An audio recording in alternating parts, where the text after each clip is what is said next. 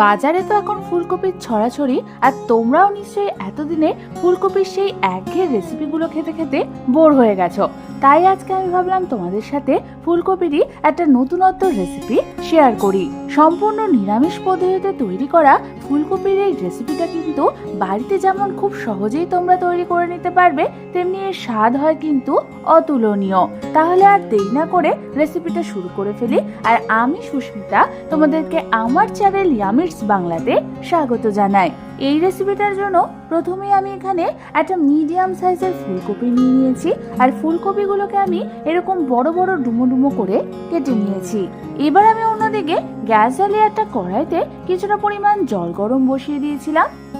এবার ওই জলটা ভালো মতো ফুটে এলে আমি ওর মধ্যে প্রথমেই দিয়ে দেব 1 চামচ পরিমাণ নুন। তারপর আমি এই কেটে নেওয়া সমস্ত ফুলকপিগুলোকে ওই জলের মধ্যে দিয়ে দেব। তারপর আমাদের হালকা হাতে সমস্ত কিছুকে একবার নাড়াচাড়া করে নিতে হবে। এবার আমাদের এই ফুলকপিগুলোকে মিডিয়াম ফ্লেমে এই গরম জলে ভাপ দিয়ে নিতে হবে প্রায় 4 থেকে 5 মিনিটের জন্য।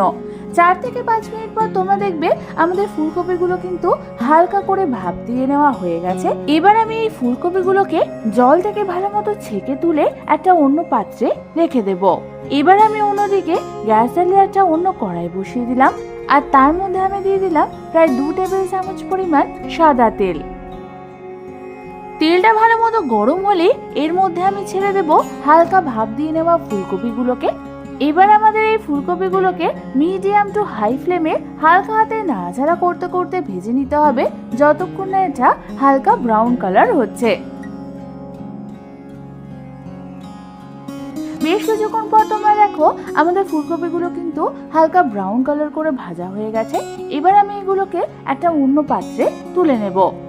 এবার আমি ফুলকপি গ্রেভি করবার জন্য একটা মশলার পেস্ট বানিয়ে নেব। তার জন্য একটা বাটির মধ্যে আমি নিয়ে নিয়েছি 1/2 কাপ পরিমাণ টক দই। এবার এর মধ্যে আমি দিয়ে দেব 1/2 চামচ পরিমাণ কাশ্মীরি লাল লঙ্কার গুঁড়ো, 1/2 চামচ পরিমাণ ধনে গুঁড়ো, 1/2 চামচ পরিমাণ জিরে গুঁড়ো, আর দিয়ে দেবো 1/2 চামচ পরিমাণ নুন। এবার এই টক দইটার সাথে সমস্ত মশলাগুলোকে আমাদের ভালো মতো মিশিয়ে নিতে হবে।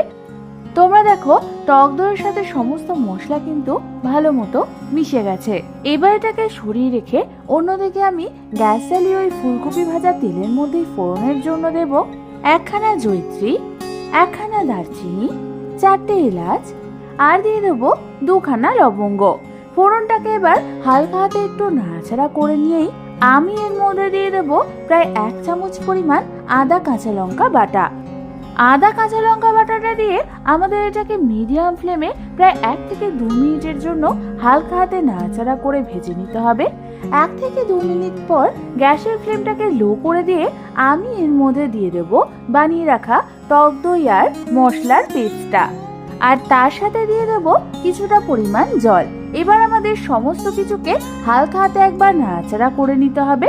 ভালো মতো 1 থেকে 2 মিনিট ধরে নাড়াচাড়া করার পর আমি এর মধ্যে দিয়ে দেবো প্রায় 1/2 কাপ পরিমাণ মটরশুঁটি।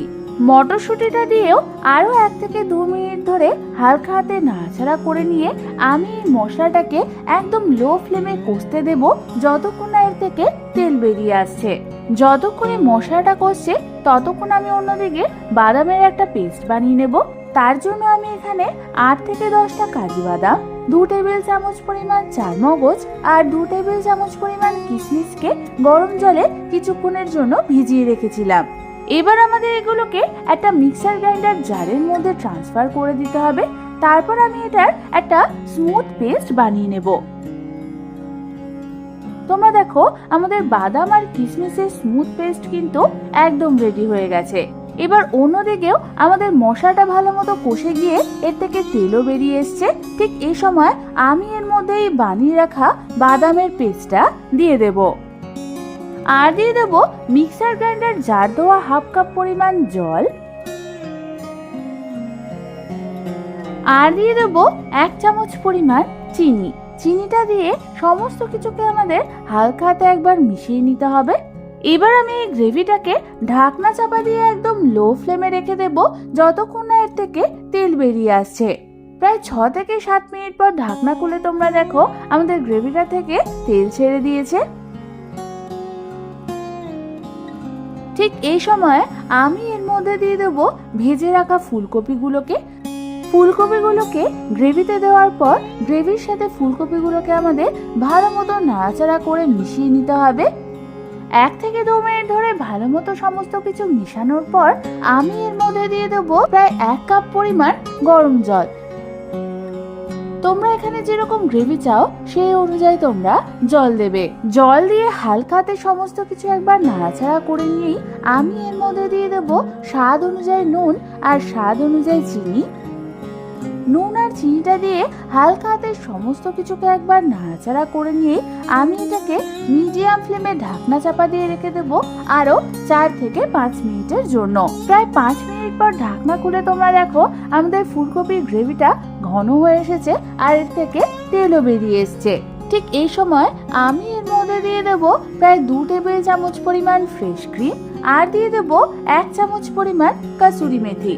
ফ্রেশ ক্রিম আর কাসুরি মেথি দিয়ে আমাদের সমস্ত কিছুকে আরো একবার ভালো মতো নাড়াচাড়া করে নিতে হবে। ভালো মতো সমস্ত কিছু নাড়াচাড়া করে মিশিয়ে নিয়ে আমি এর মধ্যে দিয়ে দেবো 1 চামচ পরিমাণ ঘি আর 1/2 চামচ পরিমাণ গরম মশলার গুঁড়ো। গরম মশলার গুঁড়ো আর ঘি দিয়ে হালকাতে সমস্ত কিছুকে একবার মিশিয়ে নিলে তৈরি হয়ে যাবে আমাদের দারুণ স্বাদের মালাই ফুলকপির এই রেসিপিটা। এই মালাই ফুলকপিটা কিন্তু ভাত, রুটি, পরোটা, পোলাও, ফ্রাইড রাইস সবকিছুর সাথে দারুণ লাগে খেতে। তাহলে আর দেরি না করে বাড়িতে একবার ফুলকপিটা এইভাবে রান্না করে দেখো, আশা করি তোমাদের খুবই ভালো লাগবে। আমার চ্যানেলে কিন্তু ফুলকপির আরো দারুণ দারুণ রেসিপি রয়েছে, দেখতে চাইলে আমার চ্যানেলে গিয়ে দেখে নিতে পারো। এই রেসিপিটা যদি বাড়িতে ট্রাই করে থাকো তাহলে অবশ্যই আমাকে কমেন্টসে জানিও কেমন লাগলো। রেসিপিটা ভালো লাগে থাকলে একটা লাইক অবশ্যই করে দিও। আর এরকম দারুণ দারুণ আরো রেসিপি আমার কাছ থেকে পেতে হলে আমার চ্যানেলটাকে সাবস্ক্রাইব করতে কিন্তু একদম ভুলো না। আজ তাহলে এই পর্যন্তই, আমি আবার চলে আসবো তোমাদের কাছে নতুন কোনো রেসিপি নিয়ে।